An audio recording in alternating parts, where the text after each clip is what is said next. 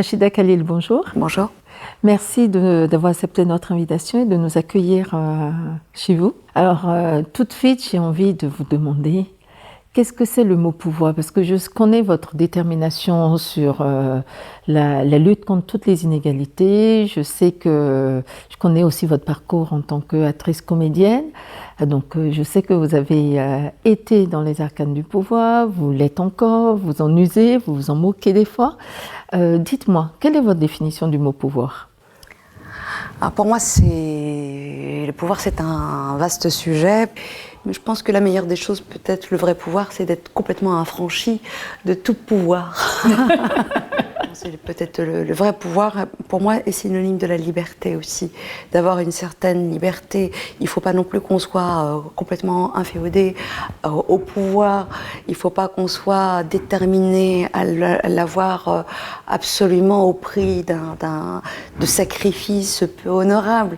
Je sous-entends, bien sûr, je parle des politiciens. Est-ce que vous diriez que la vision, la perception du pouvoir se traduit différemment selon si on est un homme ou si on est une femme? Bien sûr, oui.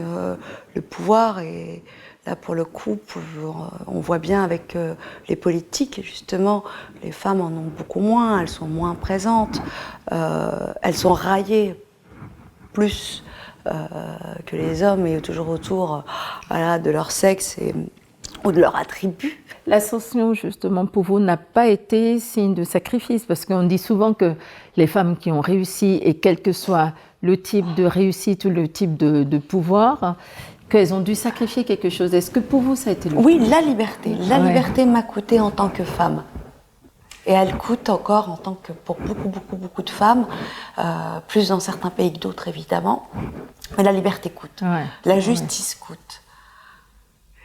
Connaissant votre engagement sur toutes les questions, lutte contre les discriminations, égalité des chances, je pense que comme nous tous, vous avez été extrêmement marqués par tous les événements que nous avons subis en 2015. Et je sais que ce soit vos combats, les combats que AFIP mène depuis des années, on se rend compte que les choses n'avancent pas, ou en tout cas n'avancent pas aussi vite qu'on le voudrait. Qu'est-ce qu'on pourrait faire d'après vous? Que quelque chose s'opère, que quelque chose se passe, que les gens se réveillent enfin, de se dire que c'est impératif, qu'il faut arrêter cette hémorragie, parce que c'est que le début de drames humains qui peuvent être plus conséquents si on ferme les yeux. Il faut non seulement ouvrir les yeux, mais parler, soulager, donner de l'amour, reconnaître les siens, voilà, de ne pas diviser comme on l'a fait tous ces 20 ans qui sont un véritable carnage, aujourd'hui qui nous explose à la gueule, c'est le cas de le dire. Tout à fait. Et en préparant cet entretien, on vous avait demandé de venir avec un objet, une photo, enfin quelque chose qui pour vous symbolise le pouvoir, la féminité, mais là, pour vous, je dirais plus qui symbolise la liberté et la féminité, finalement. Exactement. Parce que je vois que c'est un mot qui vous tient vraiment à cœur. Oui. Et ben voilà. Voilà ce qui symbolise la féminité. Très tendancieux. Non, c'est un train. Pardon. Je reste comique malgré moi, hein, c'est plus fort que moi. C'est un train que j'ai depuis l'âge de 10 ans, qui est une bouteille de parfum à la base. Et pour moi, il ne faut pas louper le train. Il faut être dedans.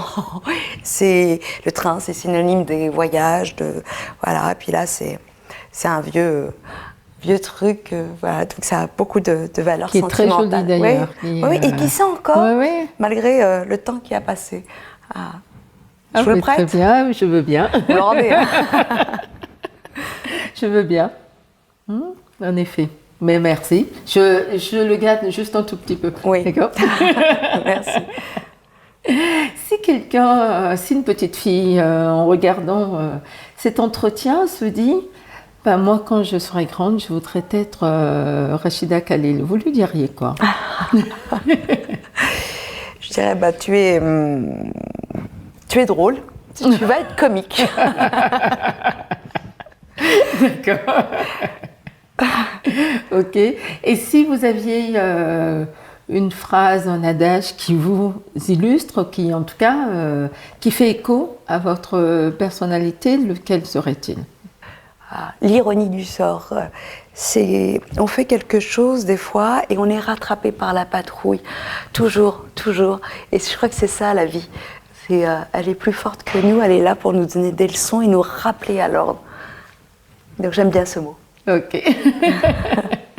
Et donc si vous aviez un message pour les futures générations, pour les jeunes, lequel serait-il? Peut-être de jamais abandonner ses rêves, d'y croire très fort et que faut garder son âme d'enfant. Voilà.